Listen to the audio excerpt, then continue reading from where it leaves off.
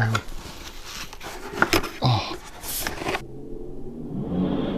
What the hell was that? That wasn't easy. The Scooter Trooper, as it was originally known, which is a rubbish name, or the Biker Scout, as it was eventually called, is one of the best pieces of costuming from Return of the Jedi. And what it inspired was what, in my opinion, is one of the greatest toys of the entire franchise, which this, combined with this, to give you this, created an absolutely epic toy. I'm gonna have to take this off, I can't see or hear anything. Right, that's better. Okay, YouTubers, let's Toy Tuesday. Here's why I reckon this is one of the greatest toys in the Star Wars toy line. For a start, it contains two elements, the action figure and the speeder bike.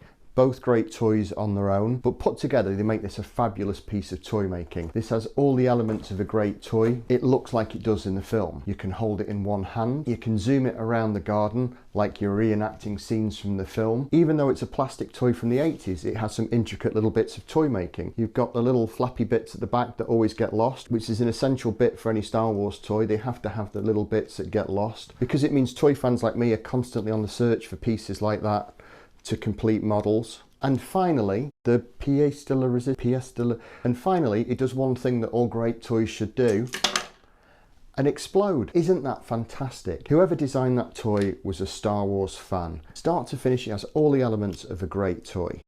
It's fun, it takes you back to those moments in the film. As an adult, it makes me instantly smile every time I see it. It has every key factor. It looks great on display. And more importantly, it's becoming a value. Mint condition ones like this are getting harder and harder to find. 10 years ago, you could pick mint, even sealed one of these up for between 30 and 50 quid. Last year, just before Christmas, one did 150 at auction, which is a serious amount of money. But it's a serious toy, and it is one of my all-time favourites. Now, I know I say that about every single Star Wars toy I review in a Toy Tuesday. One key thing about the Star Wars films, and especially the costumes, is that they're all believable. They're pretty much completely influential throughout all of science fiction.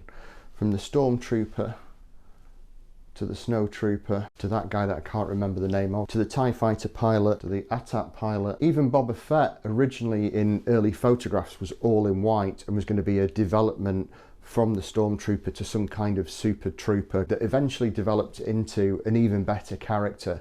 But at the same time, I'm glad they created the Biker Scout, because it is a phenomenal toy. The whole costume in the film had to be redesigned so that he could sit down. There's more fabric in it than the Stormtrooper. I think I've got a photograph of a Stormtrooper on a speeder bike somewhere that I'll cut in to show you how ridiculous it looks. But the idea that this character was going to be, again, a little bit more of a SWAT team style Stormtrooper for the Empire. He was a little bit more agile, he could move faster. The helmets didn't wobble like they did on the Stormtroopers. It was meant to be more slick, and like I say, showing an evolution through the characters and through the films, even through to how cool the First Order Stormtroopers are, even if the modern films are terrible. Carrying through the ethos of great costuming, great set design, which links all the films together. Oh, crikey. Which links all the films and characters and costumes together, and part of what makes the Star Wars franchise so popular, especially with kids my age. As I mentioned before, this is a great piece of costume making. It's absolutely superb, and it was designed, like I said, to be a more sleeker version, a more SWAT team looking version of the Stormtrooper. Now, I'm just going to show you on this side here, this logo here is actually one of the designers and prop makers' own private company logo, which he inverted and stuck on the helmet, and they didn't actually notice this until the helmets had been produced and shipped to set, so they had to leave it on. But I think it looks like it fits within the Star Wars universe and isn't just someone's own logo.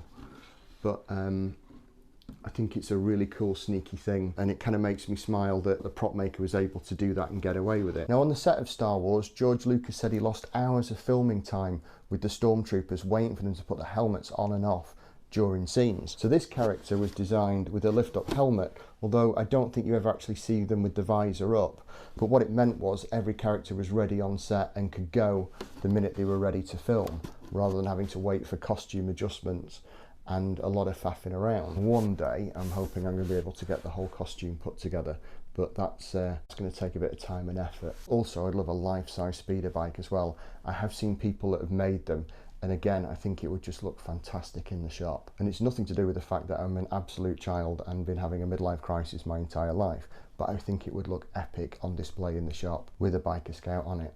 If you want to share any of your stories or memories of this toy, then please leave them in the comments section below. I'd love to read and hear about them. And also if you want to tell me about your favourite toys too, that would be really cool. Who knows, I may be able to do It's a Future Toy Tuesday. For now, that in my opinion is the greatest ever Star Wars toy, the Biker Scout and Speeder Bike. Take care, stay safe, and I'll see you next week for another Toy Tuesday. It also has these fiddly bits that always get lost at the back that go up and down with the leg.